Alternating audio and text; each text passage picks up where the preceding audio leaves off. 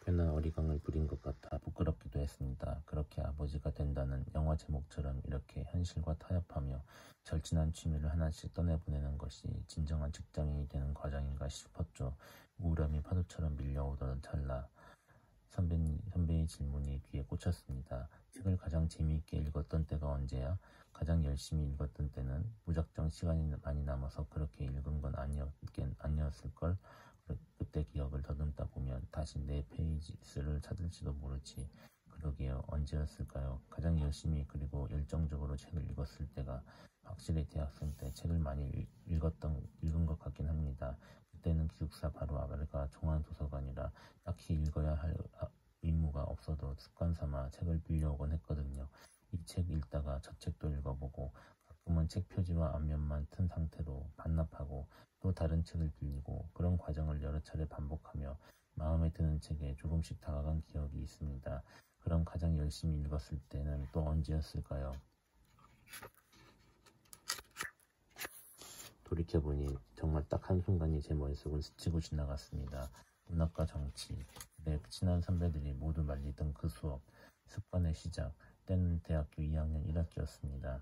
저는 대학에서 정치외교학을 전공했습니다. 딱히 뜻이 있어서 진학한 것은 아니었고 당시 가고 싶었던 언론홍보학과가 제 수능 점수로 간당간당해 보여서 그 아래 학과를 지원한 것이었죠.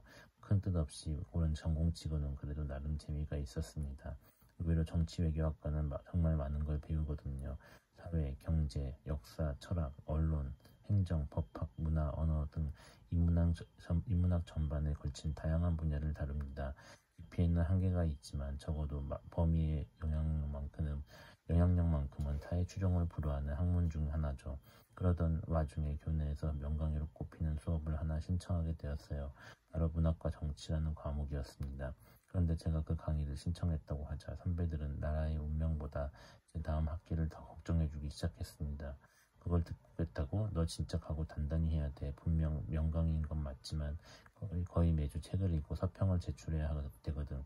게다가 교수님과 토론까지 해야 하는 수업이라고. 근데 그 책들이 보통 책인 줄 알아? 제목만 들어도 숨이 턱턱 막히는 책들이라니까. 수업을 듣고 난 사람 입장에서 돌이켜보면 한치의 거짓도 없는 조언이었습니다.